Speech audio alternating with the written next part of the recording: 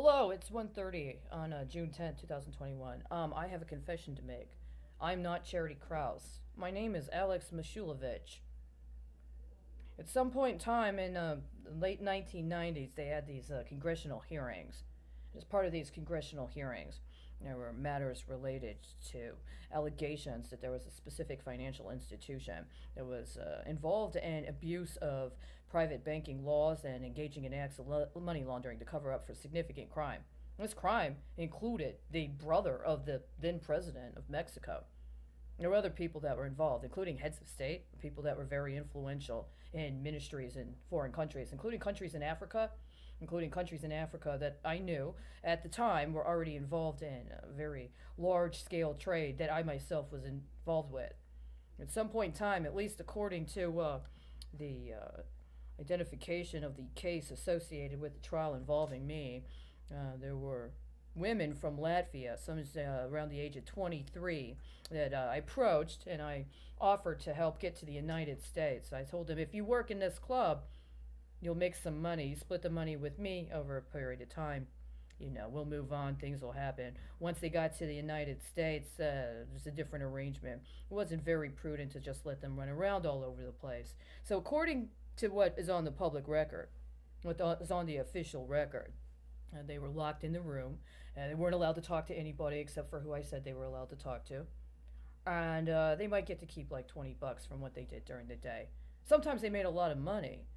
Sometimes the guys they encountered were high rollers. They had a lot of money to spend, but they were not really supposed to be very interested in that. I mean, I knew some of these women actually were very skilled. They had very high level skills. That's what attracted me to them. But once I got them into the situation, I mean, if she really thinks that she's entitled to have that level of response, of acknowledgement, of engagement, that she's actually worth that much, it's going to make it a lot more difficult to get her to do what you tell her to do, right? And at some point, I got busted, and there were some laws that were in effect in the United States, presumably around trafficking. The Department of State was involved with law enforcement having to do with helping them get visas. See, it's one thing if you take their passport, you steal their passport. And even if they try to report to the embassy or through the appropriate channels, their passport got stolen. You can't let them get their passport back. You have to make sure they're staying inside the country under your watch, that they only circulate within the network you want them to circulate within, that they don't have enough money to take care of themselves. And if they do get some ID document, you've already got that stuff coded. You've already got that stuff coded and you've got it in your network. And so she tries to use it somewhere, even if she gets away, and she tries to use it somewhere and maybe get a job, maybe get a transportation. Well, the only places she's going to be able to use it are in your network. So they'll keep her contained enough, maybe active enough. Hopefully, if you got some big deals, she'll get there at the right time. She'll be able to run your big deals. If she gets mouthy, at some point in time, presumably, I was supposed to get busted and go to jail, but they didn't make me go to jail. Now, the truth of the matter is they liked the model. They didn't like the marketing so much.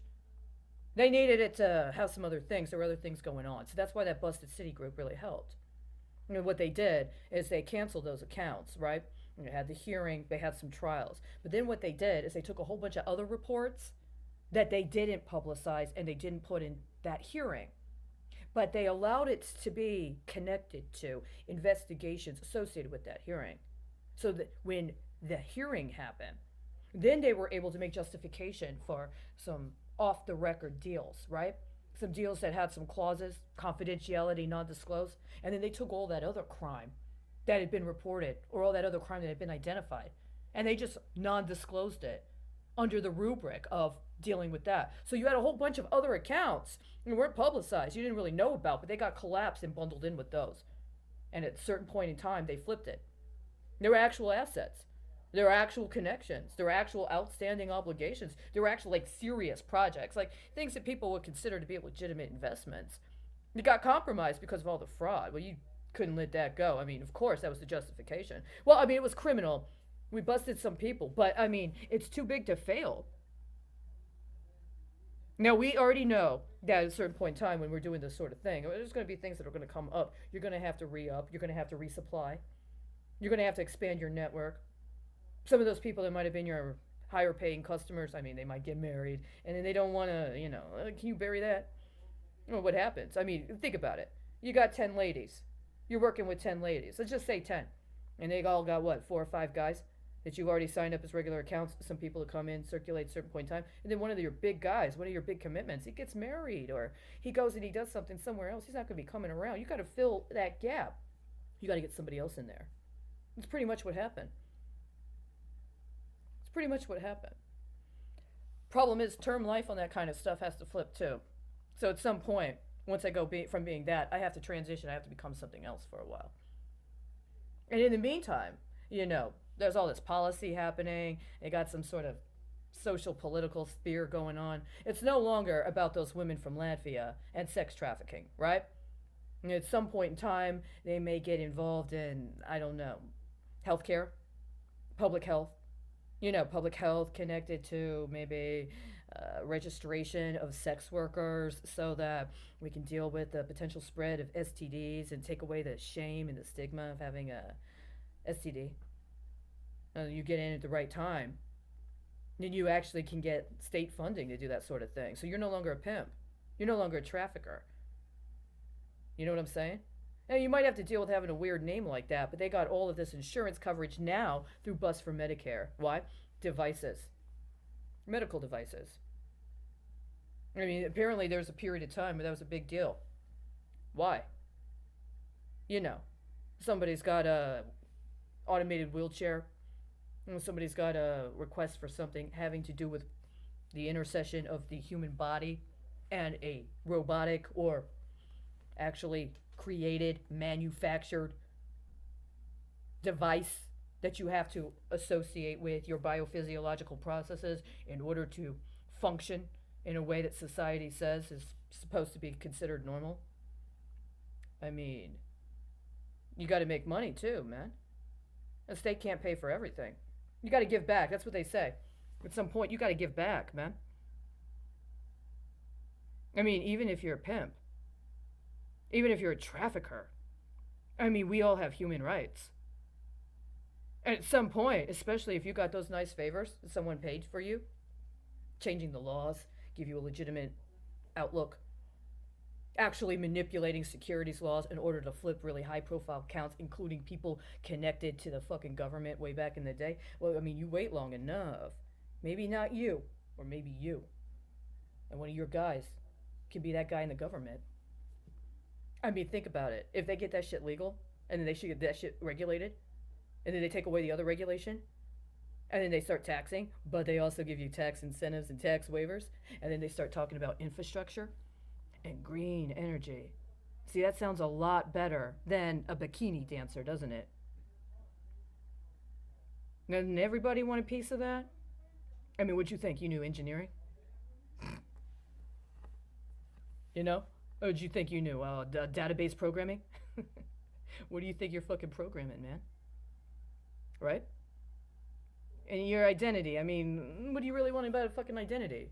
The truth of the matter is, the way they fucking move this money and the way they fucking blow it, it moves so fast that it's kind of a liability if you try to hold on to the same identity for, more than 5-6 years?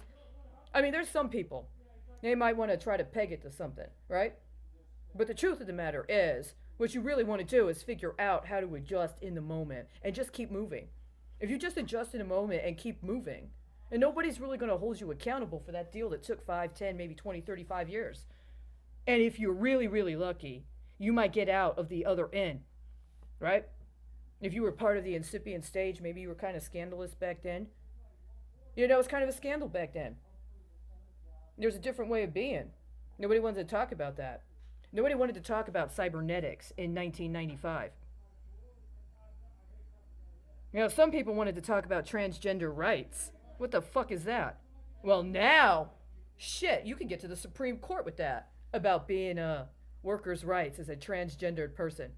You can get that shit to the Supreme Court. Sounds a lot better than getting busted for sex trafficking, doesn't it? You think I'm fucking playing around with you guys? That's what you wanted. But here's the thing. I'm not giving you no fucking marijuana. I am not giving you any fucking marijuana. I'm not giving you any blow. I'm not giving you any fucking meth.